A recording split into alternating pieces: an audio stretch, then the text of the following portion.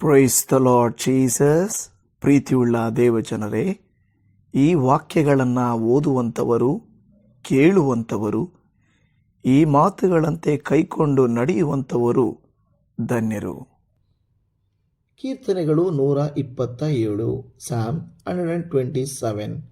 ಯೆಹೋವನ ಕೃಪೆಯಿಂದಲೇ ಕೃತಾರ್ಥರಾಗುವೆವು. ಯಾತ್ರಾಗೀತ ಸೊಲೊಮೋನನದು. ಯೆಹೋವನು ಮನೆ ಕಟ್ಟದಿದ್ದರೆ ಅದನ್ನು ಕಟ್ಟುವವರು ಕಷ್ಟಪಡುವುದು ವ್ಯರ್ಥ.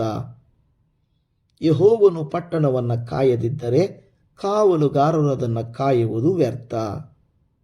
ಬೆಳಗಾಗುವುದಕ್ಕಿಂತ ಮುಂಚೆ ಹೇಳುವವರೇ, ಹೊತ್ತು ಮೀರಿ ಮಲಗುವವರೇ, ನೀವು ಆಹಾರಕ್ಕಾಗಿ ಇಷ್ಟು ಕಷ್ಟಪಡುವುದು ವ್ಯರ್ಥ.